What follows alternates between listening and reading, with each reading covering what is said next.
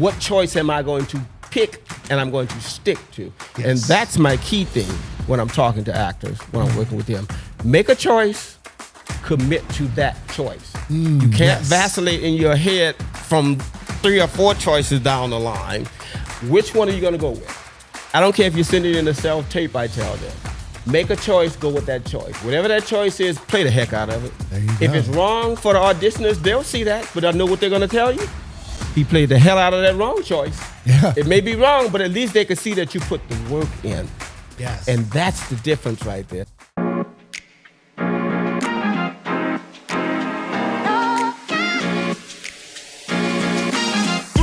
2, 1. Seanydoo.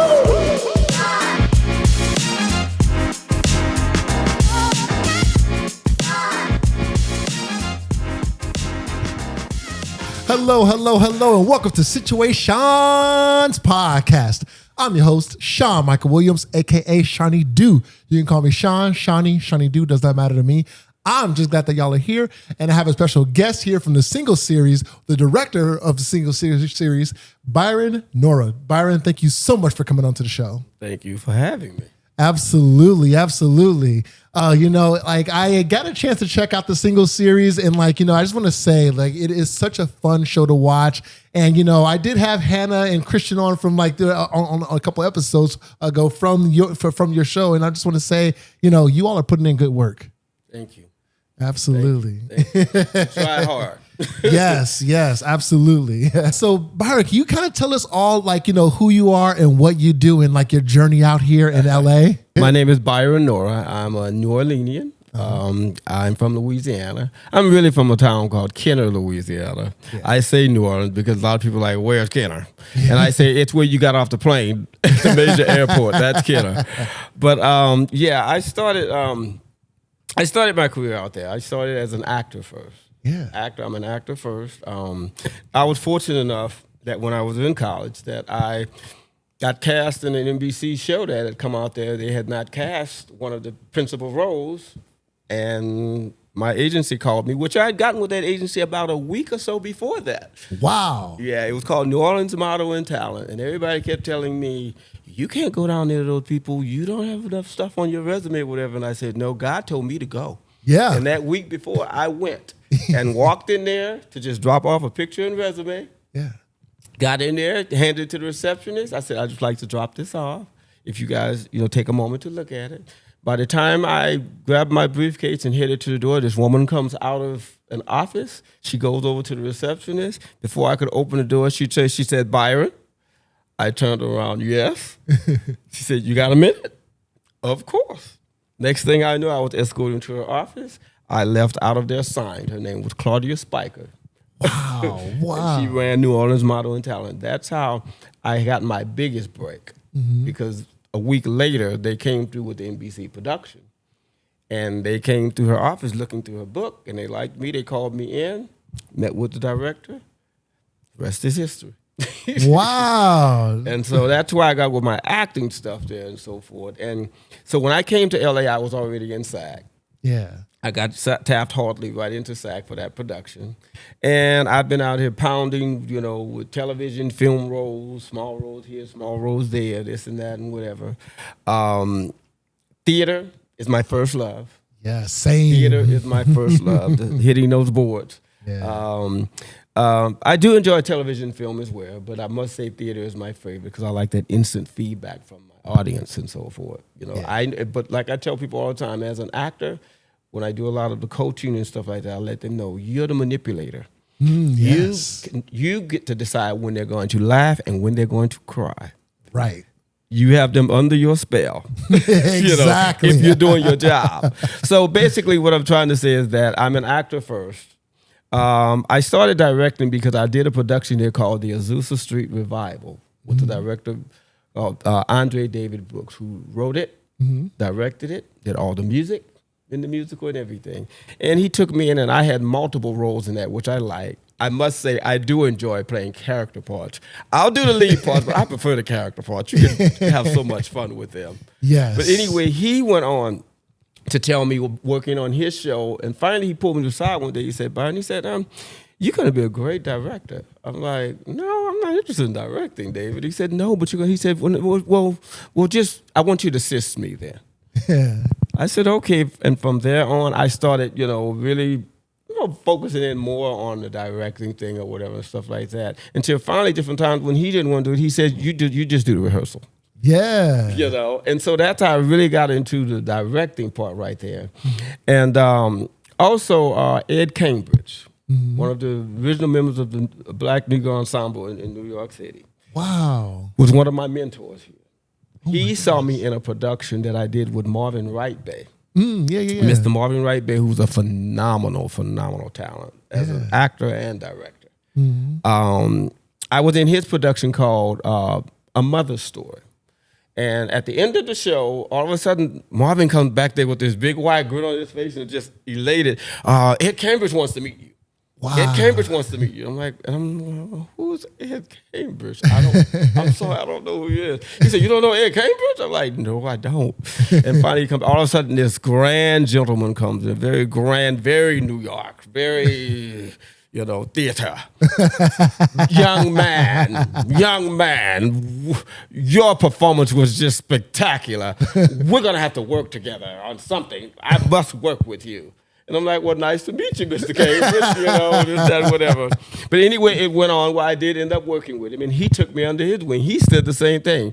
You're very detail-oriented, even with your acting. He said, you're going to be that's a mark of a good director. Yeah. And so, once again, studying under him. And I can tell anybody, I'd say his name, and they're like, if you studied under Ed Cambridge, I know you're good. Because Ed didn't cut punches. You had to put on your big boy britches with him. Yeah. Because if your skin was light, you couldn't take the critiques. Exactly. But that's the way I am also, even as a director. I'm very straightforward. My actors aren't cutting it. I let them know we got to do that again. And this is why. I explain to them why. So my journey has been basically, even with that, I'm also an award-winning set designer. Yeah. So I've done several NAACP Theater Award-winning set designer as well. All right, let's go. And yes, I've been doing this for so long until now. It's like I do it in my sleep. I can do it in my sleep. I love what I do. It's in me. There's no other thing that I would enjoy doing in this world than what I do right now. And fortunately, along the way, I met my wife. Yeah. Who's a costume designer, an award-winning costume designer. All right. Yeah. And through all of that, we're equally yoked, so therefore we understand the business. When she has to go do whatever I have to do, what I have to do, doing stuff like that. She worked years with The Tonight Show with Jay Leno. Yeah. She still works for Jay Leno, by the way. Whoa. She's worked with several of the top costume designers who are out there. I can't think of her name right now. From who costumed Black Panther.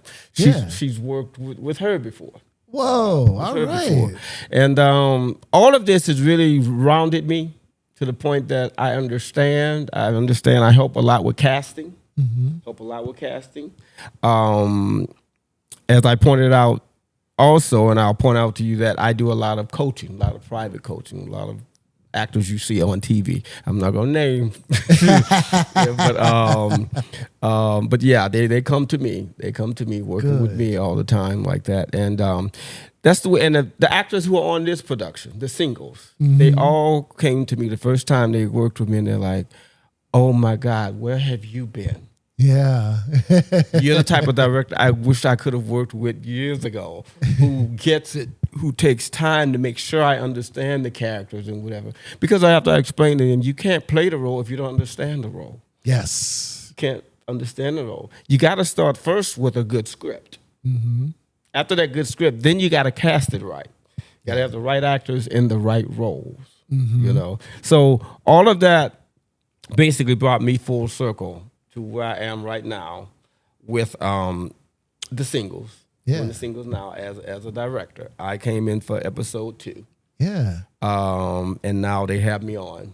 So I hope to be around to do the remaining episodes or whatever as we move along with this. I enjoy being there with this group of people. But anyway, I was introduced to Barton, and Char. You know, those guys through Aaron King, who's one of the actors in the production. Aaron was one of my former students. And they said, he came to me and said they were looking for a director, and he recommended me. Wow. And so that's when I met up with them, and we met, everything clicked, and here we are now. Yeah. Wow. So Aaron is one of the ones who works with me privately also.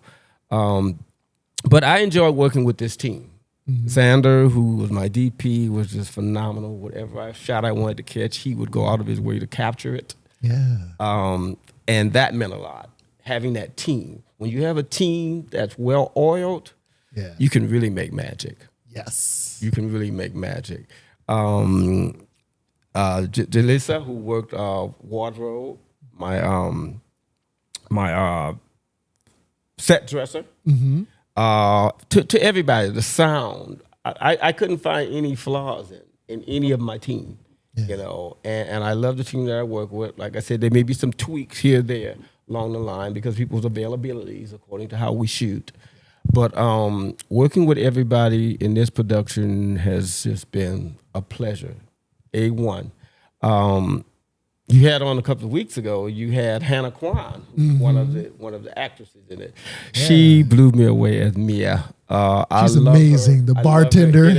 I love her energy. I said, great. you're that ear that everybody pours into at that counter. You know, Christian came in, and Christian has done such a wonderful job really getting the word out about this production and promoting it, whatever.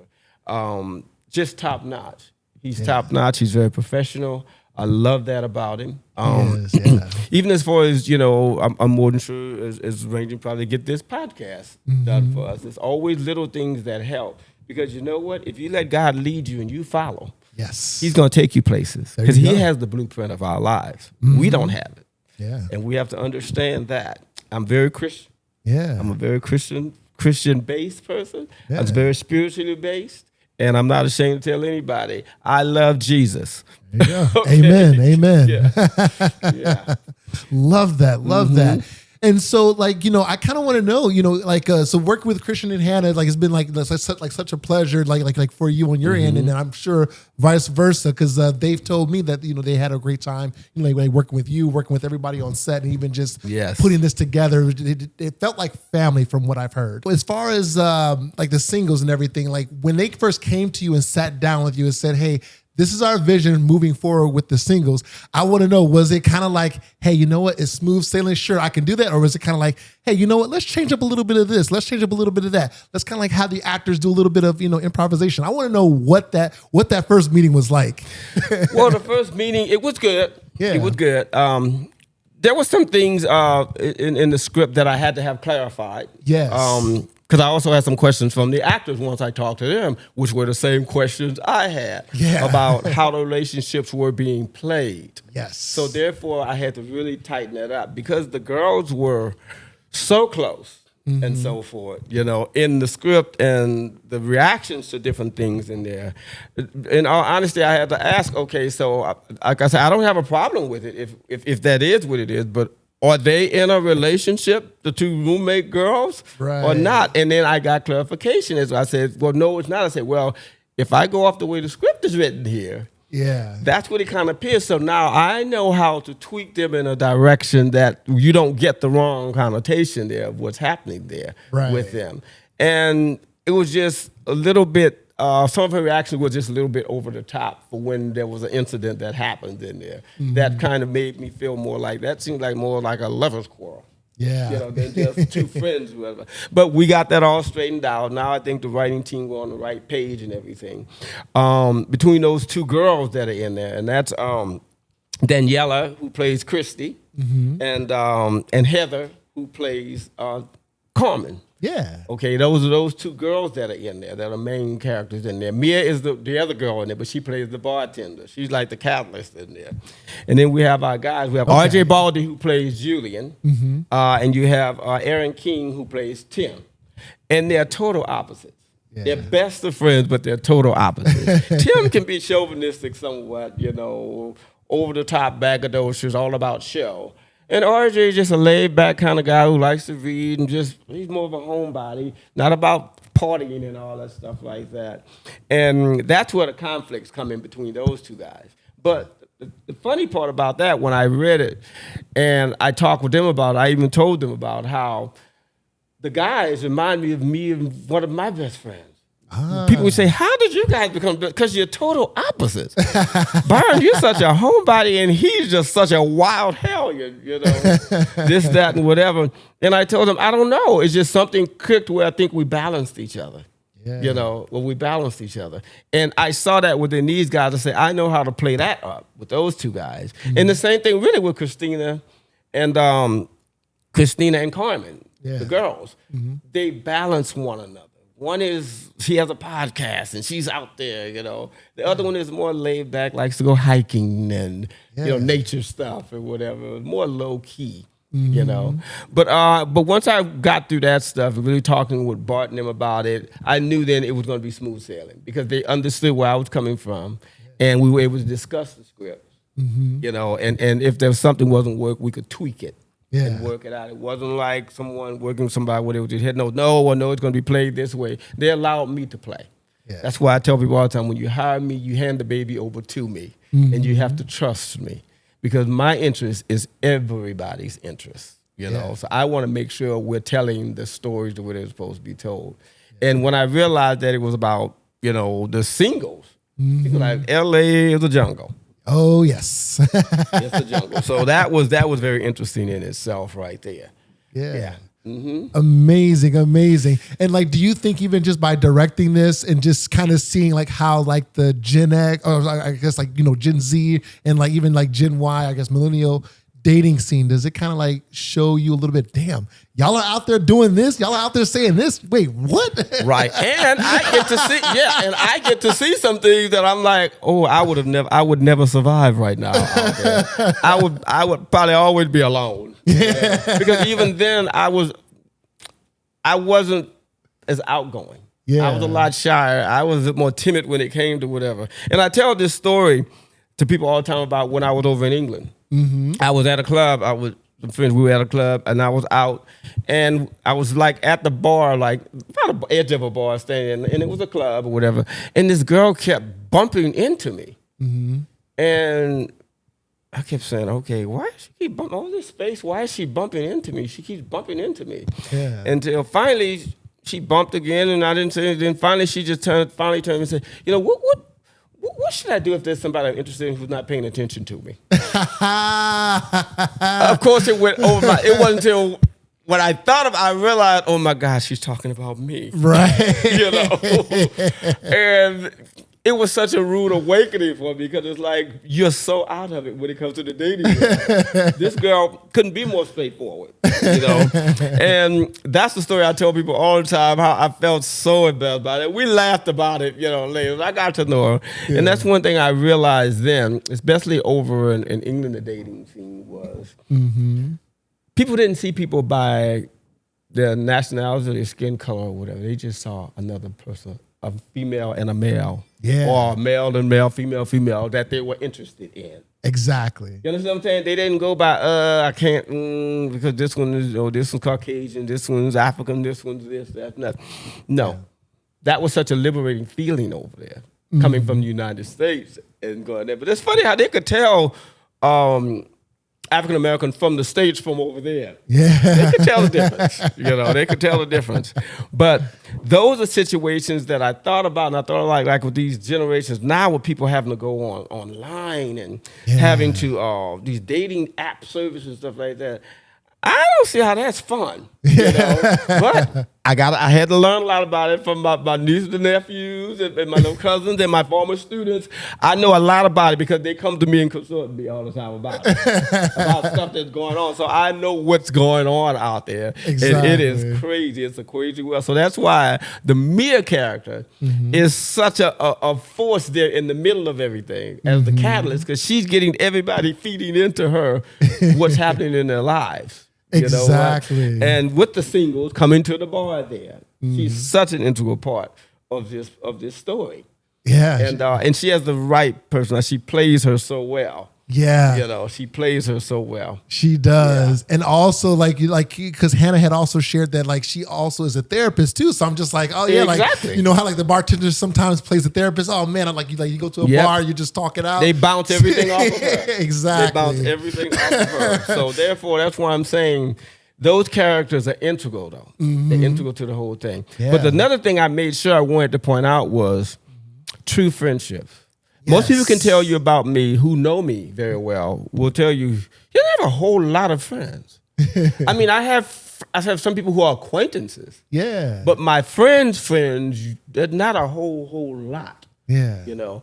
And that's one of the things I wanted to make sure I tightened up with the relationships between these characters, especially like Tim and Julian. Even though they're total opposites like that, they love each other. Right. They love each other. There's a genuine love there. Because there's a situation in episode 2 where Julian has to take over for Tim. And you get right there, you're like, only a friend will do that. Exactly. Only a friend will do that for another friend. And I wanted to make sure I pointed that out with him. Right. And the same thing basically kind of with the girls, there was a moment where the one friend, she's going for a job interview. And the other friend, she goes, what do you think? Or whatever. And she's like, do I tell her the truth or do I lie to her? You know, until finally she says to her, I think you're a little over the top. Yeah. You know, but at least she was honest with her, even though we'll find out whether she continues the way she is or whatever. But at least a true friend is going to tell you the truth. Right. And that's the kind of friend I want. Don't think you're going to hurt my feelings or whatever, because you know what? I'm really going to be upset with you. You let me go out there looking crazy. Yep. And you never said anything to me. If you love me, you're not going to let me embarrass myself. Right. It's like, how you going to do that to me? So those are moments like there that we see a lot of between these guys. And then we realize that there's a twist that happens in here where the characters end up coming full circle. Two of the characters knew each other in college. Yeah. And they happen to run into each other in a coincidental situation. Yes. You know? So therefore, when you're watching the episodes, I want them to capture you on those points. I want to pull at your heartstrings. I want to make you laugh, but I also want to make you cry. Yeah. And I want you to say, okay, now that's 100 right there. What she just did or what he just did, that's what I would expect from my best friend. Yeah. You know, yeah. Absolutely. And you got those situations out there that you find also that are those non-traditional dating situations you can get yourself in now. If you're not paying attention to details on that website. Exactly. You see. Got to be careful. There's some interesting things happen in the episodes that kind of throw you that you thought was going to be normal that's not normal. Exactly. You know, I don't want to give anything away because I want you to go check out the show. Yes, check out the singles. but I'm just letting you know that in this new dating world, you got to be on it. You got to know the lingo. You got to know everything, because there are things that if you read it properly, you get it. But if you don't, you can misread it. Yes. You can misread it, and you get in a situation that can be tough to get out of. Yeah. So yeah, that's part of what this series does also. Absolutely, absolutely. Are there like any fun facts behind the scenes things from the show that you can share with us? Because like our audience, we love like some cool tea or cool fun facts. Not really. The actors they like to definitely come to me before they get in front of their camera and say, okay, I need you to go over this with me before we go in front of that camera. Yeah. They make sure of that because they're like, I know how you are, you know. And what it is, I'll go over just some character facts with them like that, stuff like that, go over it again. Now you do understand that at this moment, I want you to be more intuitive right here. This moment, I want you to be more this or less of this. The one point that we did, I'm trying to remember with the character of Tim.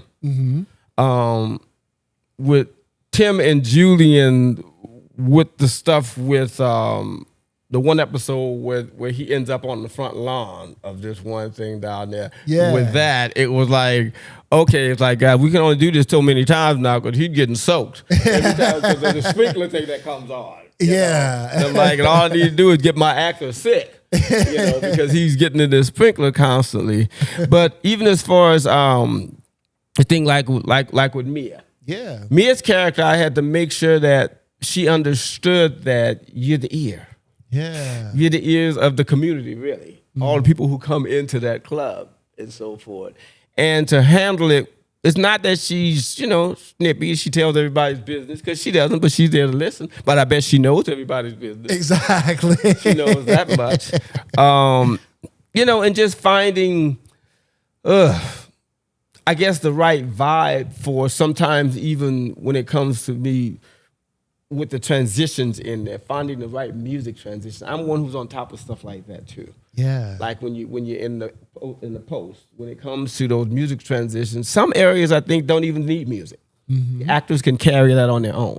Yeah. But then there's some scenes you feel like I think it just needs just a little backing, a little lanyard, like we say down south, a little something extra in there to help sweeten that moment just a bit, just enough though. Exactly. But you can't overpower it, and that comes in very handy when you can understand the editing process. Yeah. Because it can't be just because I like this cut matching up with that cut.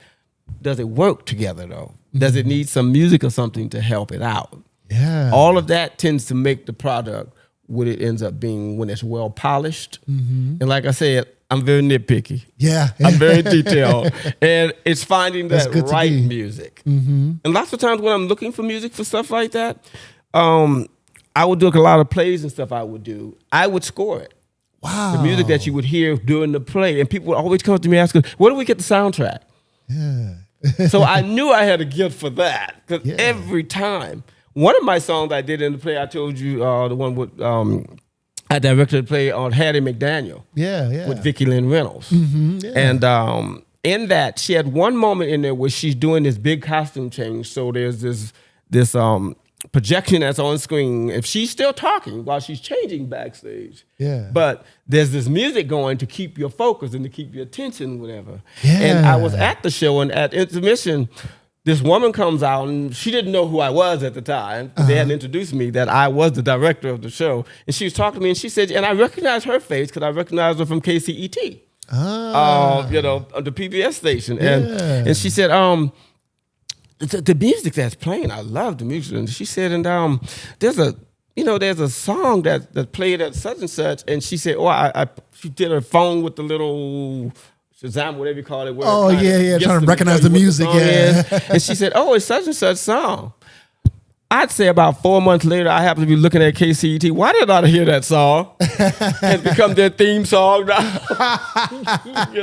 I say, well, that's a compliment, really. Yeah. That she loved it that much. Exactly. So that's why I'm telling you, it's important to find the right music. Yes. Also, or right music. We have a guy, Malcolm. I had to call him a couple of days ago. He did some tweaking, and I had to tell him, man, you knocked it out the park. Yeah. Because it's hard sometimes getting the people to hear what you're hearing music-wise. Yes. And you can give them examples. You try to get as close to it as you can without prompting them too much. But just to give them a chance to create, because that's what they do. Yeah. You want them to create too. You want every creative to be able to create, to do what they do. Absolutely. So I didn't want to do it robotically, but I said something along this line. Long as along this line, he nailed it with every last one of them. Right on. He nailed it with every last one of them. So I had to give a shout out to Mr. Malcolm because that wasn't an easy task with me.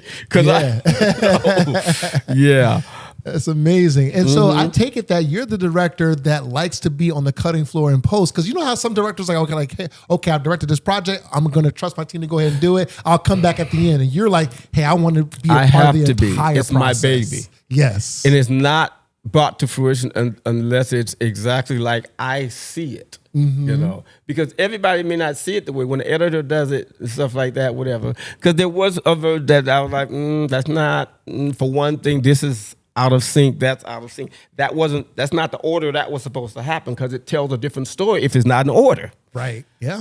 You got to follow the dots. Yeah. But it's something that we were fixing, and we fixed it. Yeah. But I am that director. I'm not one to just go directors, whatever. Oh, you guys just take it and go with it, whatever. No, I want to see what it is, because there will be a director's cut. Yes. Exactly. There will be my version of that, because you try to get people that you trust, and you trust. Like I said, now that I've worked with Malcolm now, and I can see he gives now, I trust him even more. Yeah. I was just working with him for the first time, and that's normal, the first time, but I wanted to give him his just due. Yes. Give him a chance, to do whatever without me looking over his shoulder. Because just the way I am when I'm doing whatever, I don't want my executive producers looking over my shoulder. That's why I say when you hired me to do it, you gave the baby to me. Let me dress and bathe the baby. Yes, to get the baby to where the baby needs to be. Exactly. And then if there's something later, we can discuss it. If it needs to be tweaked some kind of way like that. Same thing when it came to Xander, my DP, with the shooting angle. There was something he said, now, a little contorting to get that shot, this, that, or whatever. But we're going to try to get it. That's all I'm asking. Yeah. That's all I'm asking. Same with my actors when I tell them, I don't want you to be robotic. I'm never going to give you a line reading. I say, I may go over a line with you and let you get a feel for the inflection of what's happening, but I want you to deliver that line. Yes. You got to connect with it. But it has to be your character. And I don't want to see you. Yeah. I want to see the character delivering the line. Yes. So those are details that I look for. And I'm a perfectionist about it. Yeah. But I've been a perfectionist all my life. My mother used to say all the time, even when it came to cleaning my room and stuff like that, she's like, I wouldn't want to, I love you. You're my baby and I love you, but I would not want to work for you. Because you would come behind me with the white glove test. But she said, but I'm apologizing. And I tell people I'm a perfectionist and I don't apologize for it. It's I got know you what this I far, want. so yeah. I know what I want. Exactly. Yeah. But I'm fair though. Yeah. I'm fair. I'm not a vindictive person. I don't have a vindictive bone in my body. That's just not my nature. Yeah. Because if there's a problem, we got a problem with it. If God's gonna deal with you, and I just let Him handle it. There you go. I just say, God, I'm gonna let you deal with it, but I'll feed him with, like my grandmother used to say, feed him with a long handled spoon. I know how to deal with that person from this point on. But no, I'm not. That's not my nature. Yeah. No. Good. And it sounds like even whenever there's actors, let's say like an actor's having a hard time kind of like, bringing your vision to life or even just struggling with like the lines, it sounds like you're like, you know how to work with them to get that performance out of them without like tearing down the actor. Like, No. Because by me being an actor first, I understand all of the plights of the actor. I know how frustrating it can be because there are going to be some roles where you just can't quite get your teeth into that character, and you're like trying to get all the information you can so you can decide what choice am I going to pick and I'm going to stick to. Yes. And that's my key thing when I'm talking to actors, when I'm working with them. Make a choice, commit to that choice. You can't vacillate in your head from 3 or 4 choices down the line. Which one are you going to go with? I don't care if you're sending in a self-tape, I tell them. Make a choice, go with that choice. Whatever that choice is, play the heck out of it. There you go. If it's wrong for the auditioners, they'll see that, but I know what they're going to tell you. He played the hell out of that wrong choice. Yeah. It may be wrong, but at least they can see that you put the work in. Yes. And that's the difference right there. So that's why when I'm working with the actors, I give them a chance to ask me whatever questions they want, and I study them, and I'll study them, and I can try to feel what it is that's not clicking with them. You see, because I got, like I said, I'm going to throw him out there. London Brown, Brown, Raising Canaan, Ballers, those shows, The Hustle. London, I'm telling you, he will not go in front of that camera without going over his material with me. He'll call me and say, I went over it. But I need you to go over it with me. And he'll say, okay, so what do you think? He said, if you give me 1 second of silence, he knows already. Uh-oh. I got to do it again. There must be some more choices in there.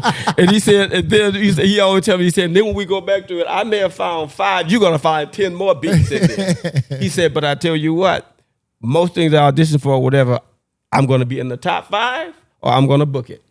Because I know when I go in there, I'm ready. And that's how I want all my actors to be. When they step in front of that camera, you can't vacillate. You got to be committed. You have to know. I know who my character is. Let's play. Yeah. Let's play. And that's the key right there. And I love to, people say all the time to me also right now is, what do you like best? Directing, acting? I say, why do I have to choose? Yeah. I say, but I do like directing because when my actors go in front of the camera, I go in front of the camera. Yeah. Because I made sure they were tweaked to where they needed to get to and stuff like that. And they appreciate that. I have them come to me all the time saying, oh my God, I'm doing this. Now it's a whole different scene that I went over with you. I see the scene a whole different way. Yeah. And I'm like, but that's the whole point. The light bulb went bing. Now you got it. Now you can have fun with it. And so therefore, I tell people all the time, I'm not out to, even when people come to me when they work with me, they always say, "What's your rate?" I say the first time they come to my and they look at me like, "Okay, so how much do I owe you?" Whatever. I said, "You don't owe me anything." Yeah. And they're like, "Huh?" Yeah. I said, "You don't owe me anything." I said, "Go out there and book the part." I said, "Now when you book something, then you come back to me and you can compensate me then." There you go. For this time, I want you to just feel confident and let you know that I'm the real deal. I'm not about your money. I don't focus stuff on money. I said, I know I have to survive. I have to make money. I say, but I'm not trying to. I know you're a struggling actor out there right now. Mm-hmm. Yeah. And I even tell them all the time, even if times where you don't have the money to compensate me for the time that you need to go, but you need to audition and you need to do the scene, come to me anyway. God will bless me down the line. There you go. Yeah. And that's the way I operate. And anyone who knows that about me. Like I said, I have actors on other sets who are named actors who send some people that they know to me. Wow. So they ask them, well, who do you know? It's gotten to the point now, and I appreciate that, and God knows it's a blessing that I really don't have to solicit for my acting coaching work. A lot of people call me out of the blue, and that's God, and I thank him for it.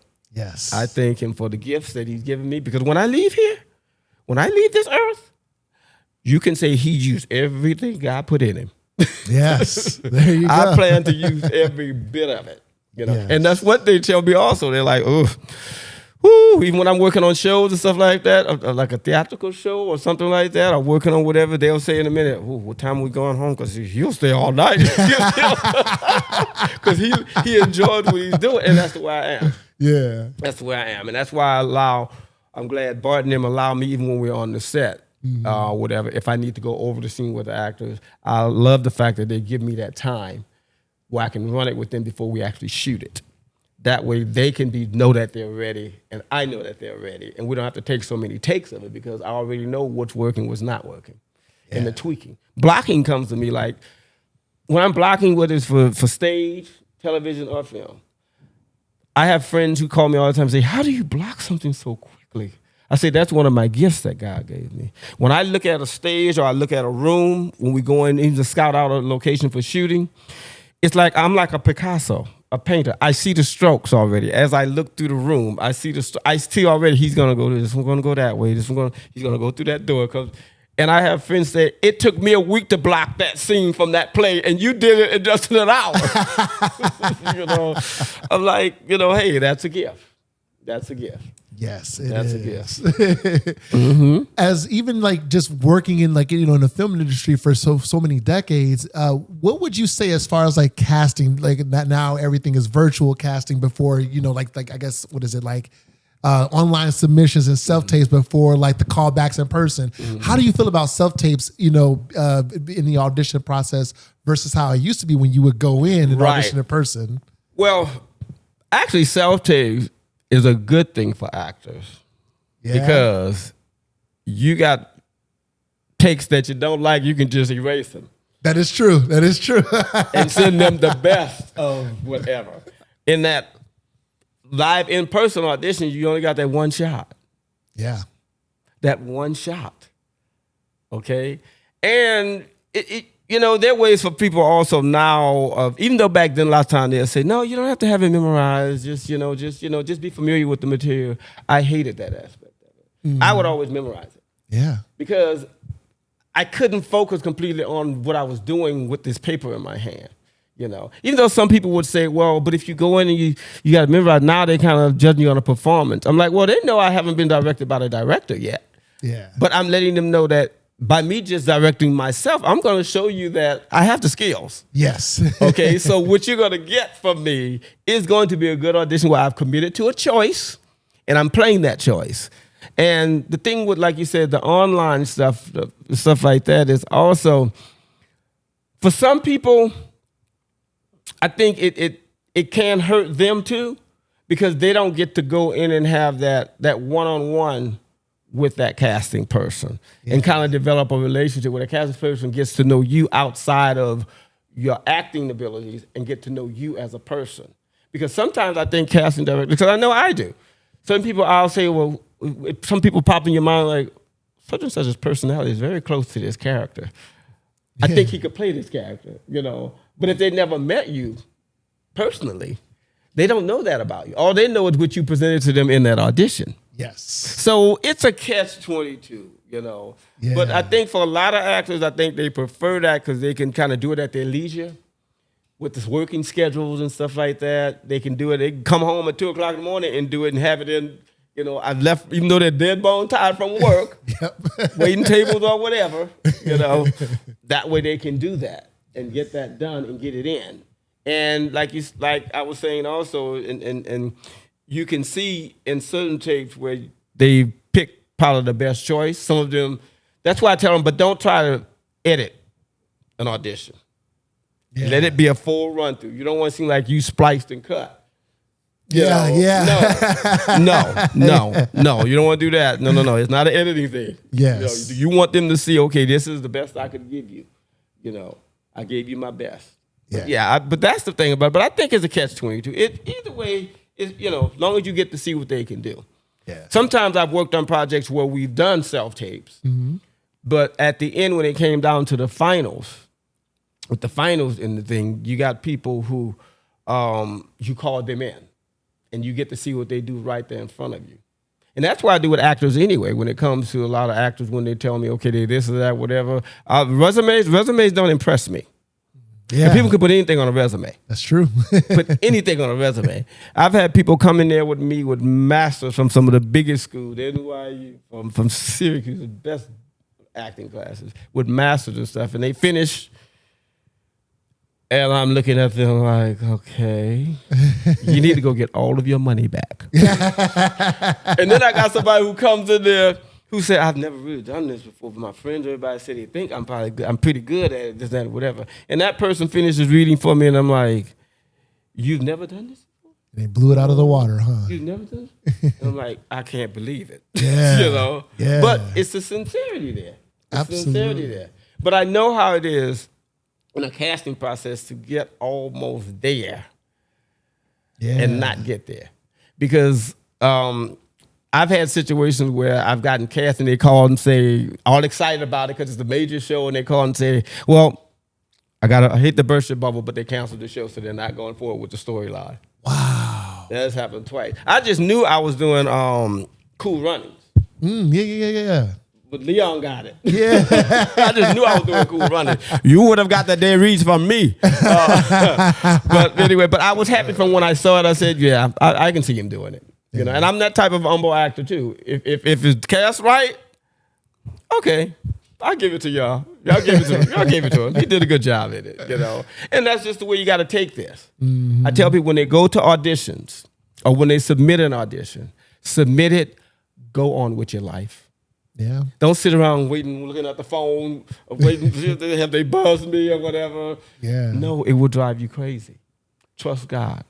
Yeah. And what's for you, you're going to get it. If it's not for you, you're not going to get it. Because there's something else probably better in store for you. Absolutely. Better in store for you. Because going back to that same situation I was telling you, like with London, when I got him, because I've coached him to everything he's gotten on. That's why he said, that's why I ain't breaking the cycle. Yeah. And he auditioned for The Hustle that was on the Fuse Network. They did a year, and they kind of got cold feet and decided for some reason to cancel the show. Yeah. And that's when Ballers came up. Yeah. And he sent me the stuff, and he's like, well, I don't know, and I hope I'm not putting him bothered. He said, his agent sent it to me. He said, I don't know why they sent me this, because the breakdown says a big buff ex-football player, and I'm none of that. I had to stop him. I'm like, stop. How dare you question God? They know what you look like. They sent for you to audition for this. They know what the breakdown said. They sent for you. Why would you negate yourself? Right. And he's like, I didn't think about it that way. And then when he went to the audition, there was a couple guys his size, and most of them were bigger guys. I said, because that tells you right there, in casting sometimes we're not quite sure what we want. We kind of think we do, but not quite locked into a certain look. Or whatever. So basically, they weren't sure. Then when he went back for the final callbacks, it was between a big guy, him, and a guy his size. I say, so they went more the other direction when they saw your audition. Yeah. So what does that tell you? And who ended up getting the part? London Brown, the little skinny dude. You know? Right on. So that's why I tell people all the time, don't try to second guess the casting directors. And please don't try to read their faces, because if I'm in a session with you, don't try to read my face. Because you're not going to get anything from my face. When he likes me, when he dislikes, don't worry about that. Just do what you're in there to do. Yeah. You know? So that's important to know that I give all actors, when I'm coaching them or whatever. Just go in and do your audition. Yeah. Quit trying to read the room. Yeah. Quit trying to read the room. I appreciate that advice, because as an actor myself that has gone to thousands of auditions, it's refreshing to hear. Just do your audition, and if it's meant for you, it is. If it's not, there'll be other opportunities. And don't try to be the costume designer. Yeah.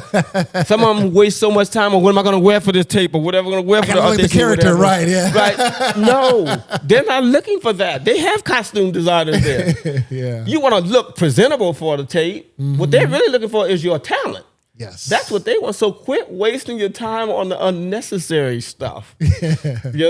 Focus on what you're being hired to do. Yes. Okay? So that's the thing right there. Keep that note. Yes, absolutely. Keep that note. And so I kind of want to know, were there any inspirations kind of even just drawn from your own past dating experiences to kind of help as you direct the actors, and even kind of know we kind of touched up on past experiences as well, but I want to know, were there any kind of you know what? I kind of wish that this happened differently, or I kind of wish that, even in my own experiences, X, Y, Z happened. So, let me kind of bring my own kind of taste into it and kind of push these actors to bring out that performance. I think the only thing I can tell you on that aspect, what comes to mind is people don't listen. Yeah. Yeah. People tell you who they are. They show you who they are. We see who we want to see. Mm-hmm. And don't forget, when you're on a date, especially for the first time, you're both wearing a mask. Mm-hmm. We're all giving the best version of ourselves. The best performances of who you want them to like. Exactly. Only until you've been around a person long will you really get to know that person. And that's the thing that I have to tell people, that remember that on a first date especially, there are all kinds of pretenses going on there. Both of you trying to impress each other with everything that's going on. But people can lie to you and tell you all the time, I was being myself. No, not really. Not really. You never really know a person until you're comfortable with them, either in a situation where you're alone with them at their home or whatever, something like that. Even when they're out. Certain people put on airs the whole time they're out. Yeah. So you don't know who that person is. Yeah. And I think that's the key. People got to realize that when people show you, or you see certain things that you don't like, or that you catch that they don't even think you paid attention to, lock that in. Yeah. Because if it bothers you now, it's going to bother you tenfold later. Exactly. As they continue to do that. And you got to realize also, in the dating world, people have to realize, guys, there is no perfect person. You're not perfect. Mm-hmm. So don't think that you're perfect to that person as well. And I tell people that also, especially after being married and so forth, you learn that there things my wife now that just annoy both of us. Something that she does, somebody, but you learn to deal with that or whatever. Yeah. You realize it's not even worth that. It's not even about that. She does it this way, I do it this way. It's not a big thing, but there's some people who take all that. Oh, that's a deal breaker. Right. Yeah. I put the ice tray on the second shelf. You put it on the first one, and that makes me mad because you put it. We're ending it because of that. That's petty, huh? That petty. But the key is when people show you who they are, believe them. Yes. Believe them. Mm-hmm. Believe them. If somebody seems very chauvinistic, somebody seems very cocky, whatever. You're seeing the abridged version of when you meet them the first time. Yeah. You're not saying they're holding it back. Yeah. Just know that if you pick that up, trust you me, that trait is probably there. Mm-hmm. It's there. So don't think it's gonna go away. Yes. And look at people for who their personality. I think it's all about a person's personality. It has nothing to do with the outward appearance. Everybody likes to see somebody that's pleasing to them, to the eye, whatever. But you will find lots of times that someone who's not so physically pleasing, their personality will make them absolutely gorgeous to you. Yeah, absolutely. And you see past all of that, because with it's the personality. Yeah. It's the personality of who that person is, the givingness of it, little things like that, that lets you know exactly who that person is. Because that was one of the things that really sold me over a wife. I remember I was going to an audition, and my car decided it wanted to just have a hiccup. Oh no, I was car blocks troubles. away, and I said, you know what, God, I'm going to just pull to the side of the road over here, and I'm going to keep on my track, and I'm going to stay focused. I'm going to this audition. Yeah. I went to the audition. Just so happened another friend of mine came to the audition, and he gave me a ride back to my car, whatever, and I just left it. I said, well, I guess I'll just wait till Monday, because I was struggling at the time till Monday and try to have them tow it to a shop somewhere or whatever. And she happened to have a shop that wasn't far from there that she had, with a design shop. And I told her where the car was, and on the way home that night, she called and said, I passed over where your car was, and I checked just to check on it since I had to pass that way. That, I'm like, oh, yeah. God, okay, God. You better reveal to me. Yeah. This is a person who's not selfish, and I've been married to my wife now 30 years. All right. And happily married 30 years. Love that. So that relationship stuff, that never changed. That's why I say it. When people show you who they are, believe them. Yeah. Believe them. Yeah. Mm-hmm. They're singles, huh? Oh, yes. Yeah. Definitely tune into the singles. Mm-hmm. Like one of my last questions here too, before we go get to the listener submissions, who do you think will connect the most deeply with the singles, and what conversations do you hope spark from this show? I don't know, 25 to 35-year-olds, I think. Yeah. Because they're in... Dating is such a maze now.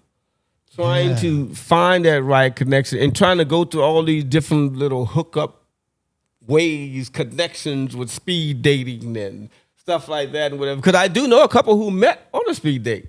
And they're still married. They've been married for years. Wow. Yes. So I guess that does work. I guess it does work.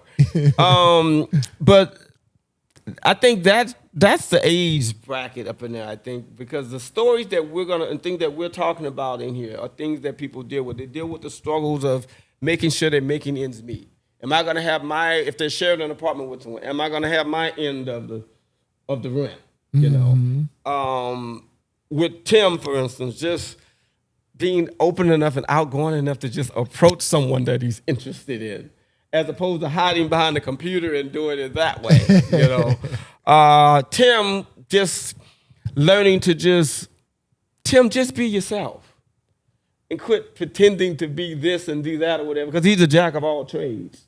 Yeah. But he doesn't see that, And to any female, when you go rolling off too many things, they're like, okay, he does nothing. Really does nothing.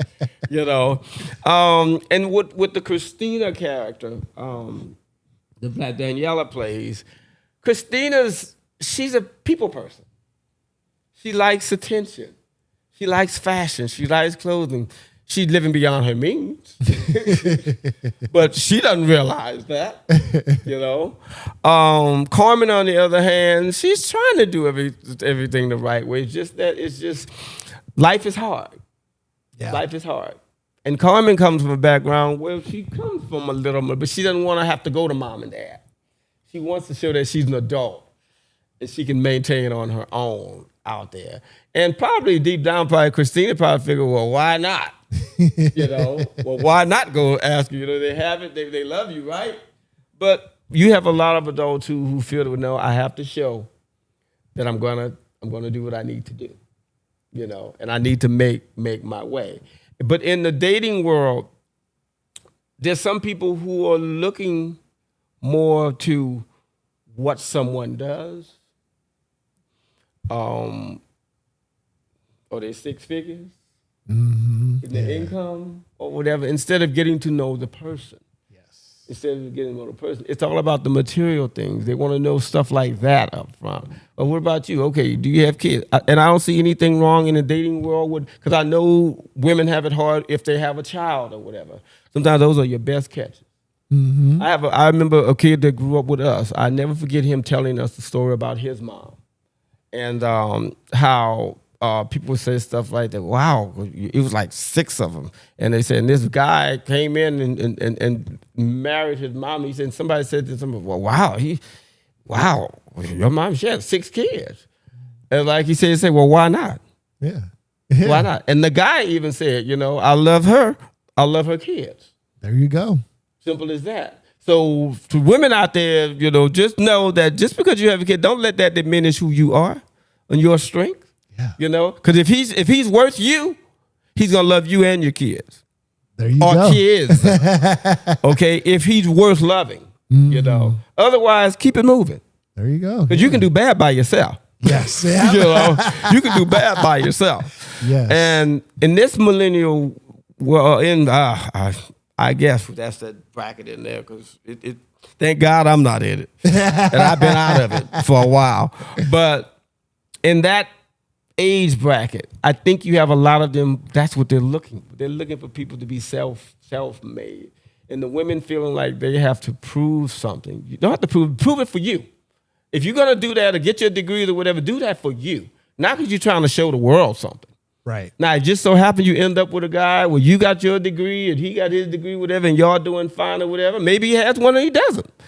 He may be a mechanic who runs the shop, but is it successful? Is he a loving husband? Okay, that's all that matters. Yep. Don't worry about what your friends think. Oh, well, he's not a lawyer, who's or whatever. Then so what? They're over there with somebody who's probably not even respecting them. Yeah. And a lot of them settle for stuff like that. They settle for stuff like that. And you don't have to settle. Yeah. But once again, I'm going to tell everybody, I'm going to leave them with this one here. If you keep Christ in your life, he's going to put the right people there. He'll put them right there in front of your face. Yeah. Now, you can look the other way if you want to, but he'll put them right there in front of your face because he did it for me. When I met my wife, I had said, I'm not looking anymore. All right. There you go. Amen. And he put her right there in front of my face. And that's how that happened. So think along those lines. For sure. Yeah. And I think hopefully this show will demonstrate the fact that, that this group has the toughest time, I think, with it, you see. But if you let go of those material thoughts and just think on genuine feelings and, yeah. Absolutely. I think you'll move forward. You'll be successful navigating out there. I love that. Yes, yes. Yep. To all the listeners that are tuning in and watching, that's the powerful message. So I hope you all are taking that into consideration for sure.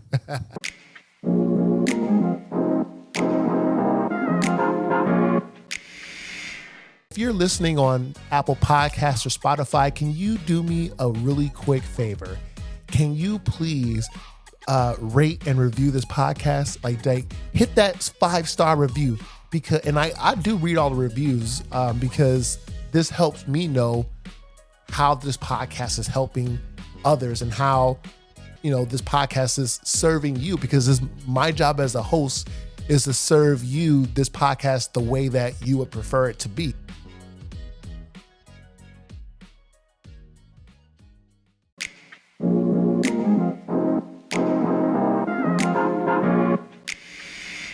All right, so thank you all for submitting your, your hinged and unhinged dating app prompts. If you want to be part of the podcast, to submit your stuff, email the podcast or go to situationspodcast.com/submit. There's an online submission form. It's anonymous. Go ahead and submit. All right, so Byron, we're gonna go ahead and unpack this. You ready, my friend? Yes, I am. All right, so this first one says, my therapist would say I need all the help I can get. Is this a hinged green flag or unhinged red flag deal breaker? I think it's a green flag. Yeah. I think it's a green flag. And the reason I feel that way is because you want to get as many opinions that you can get before you lock into someone labeling you or labeling your situation, because maybe you're not understanding the way it's being explained to you. Yeah. From one person or the other. And I'm the type of person to get multiple before I make a decision on whatever. So I would say green flag on that one. All right. You know what? I'm gonna agree with you on that. It's like at least the therapist is like, what do you call it? Calling them out, all with love, though. Hey, you need all the help you can get. Let me go ahead and help you dive in. So this next one says, I'm looking for a harrowing and dramatic 2-week whirlwind romance. Is this hinged green flag or unhinged red flag deal breaker? I would say that's an unhinged red flag. Yep. Deal breaker. Because you're looking for trouble. Exactly. You're looking for trouble. Nothing is gonna come good out of that. I just can't see it. No. Right. It's like, you know what? It points to this person for being honest that they're a whirlwind to do. Yeah. It sounds wonderful on paper. Right. It'll never be a dull moment. Right. But you're gonna have stress and anxiety for days to come. Exactly. Because I don't know you. Right. All right. This last one says, my most irrational fear, a tongue inside my ear. I don't know why this is a thing. If someone tries to lick the inside part of my ear, I will gag and ruin any sexual tension. And yes, this has happened multiple times. Is this hinged or unhinged? Woo. I would say it'd have to be a bit unhinged. Yeah. Because once again, that's pretty bold move. Yeah. And unless this is someone you've been dating for a minute, don't go there. Exactly. Right. Don't go there. Right. No. I could be old school, but don't go there. That's an uncomfortable one there. Exactly. You shouldn't be like going on like the first date and then like you're making out and like, tongue in ear. Like, Okay. yeah, nah, right. Okay. Don't do that. Okay, Cookie Monster. Right. All right.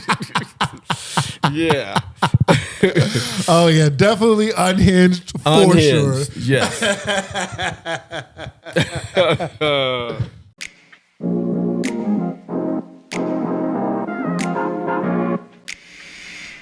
All right, y'all. Thank you so much for submitting those unhinged prompts and that one hinge one. Like, we really appreciate it. Byron appreciates it. Y'all, I appreciate y'all. And Byron, thank you so much for coming on to the show. Thank you once again for having me. And I just want to thank everybody for supporting the singles. Just try to help keep us going. Yeah. Keeping us afloat. Because I think it's a project that's needed right now, so people can see some of these situations that are happening out there, and I'm more than sure you'll be able to identify with many of them, or whatever, or one that you want to be on the lookout for, so you won't experience that one. But thank you a lot, and I thank you for having me once again. Absolutely, I'm looking forward to my team just blowing it out of the water. There you go. Well, you all, I really appreciate you all tuning in, and to everybody that's part of the singles families that's watching this. I know that Byron appreciates you all. I appreciate you all. I'm looking forward to seeing the rest of the show, the rest of the series. And it sounds like, they landed with their golden goose having you on directing this and carrying the baby. You. So yeah. Thank you. For sure.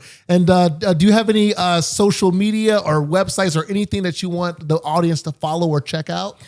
I don't do a lot of social media. I'm gonna be honest with you. My agents and stuff do different things. As I think they do have an Instagram account set up for me at Byron Nora or whatever. All right. A lot of my things, if I do, is Facebook. And I'm not even on there all the time. That's why I tell people, if you're really trying to get me, don't send it to Facebook, because I don't know when I'm going to be on there. But yeah, Facebook is probably the best way to get me. All right. That way. Yeah. Wonderful. Okay. Awesome. And once again, support us at the singles. There you go. You all heard it here first. Whether you're on a boat, a plane, a train, hey, maybe you could be one of Byron's past, present, or future colleagues. You could take Situaseans podcast with you wherever you go. We're everywhere. Like and subscribe. Byron, he is a powerhouse industry guy. He knows the work. He's been doing this. He's gotten here. He's put it in the work. So I really appreciate you all. And with that, I will see you all back here for the next episode in a couple of weeks. Woo!